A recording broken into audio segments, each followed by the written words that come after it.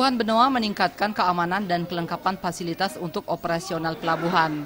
Ini berdasarkan pengalaman di mana pelabuhan kapal pesiar di Bali cenderung ramai menjelang akhir tahun. General Manager Pelindo 3 Cabang Pelabuhan Benoa Ali Sodikin menyatakan, PT Pelindo telah berkoordinasi dengan pihak KSOP dan Kapolsek Kawasan Laut Benoa untuk melakukan pengamanan serta membentuk posko di sekitar pelabuhan menjelang akhir tahun. Ya, jadi kami memang sudah menyiapkan dua posko utama.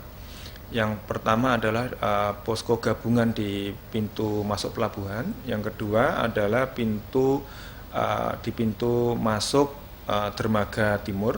Itu merupakan posko kedua, posko gabungan yang memang telah kita siapkan. Kemudian saat ini memang kami sudah menyiapkan beberapa titik CCTV untuk pemantauan kegiatan di seluruh area wilayah pelabuhan. Hal ini adalah komitmen kami untuk meningkatkan pelayanan dan kenyamanan di Pelabuhan Benoa. Kalau dari data yang kami miliki, itu lonjakan penumpang itu adalah H-7 kemarin, 2 hari sebelum Natal.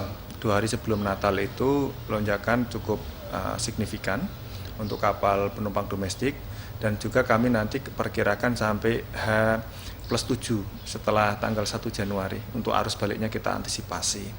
Sehingga saat ini kami bersama Pak KSOP, kemudian tim pengamanan Pelabuhan Benoa dari unsur Polsek Pelabuhan Benoa, TNI Angkatan Laut dan TNI Angkatan Darat masih bersama-sama fokus untuk di pengamanan wilayah Pelabuhan Benoa ini. Ali Sodikin menambahkan kunjungan kapal pesiar di tahun 2015 mengalami pertumbuhan yang cukup signifikan, yakni sekitar 18% dibanding tahun sebelumnya. Andika dan Indra Wijaya, Bali TV.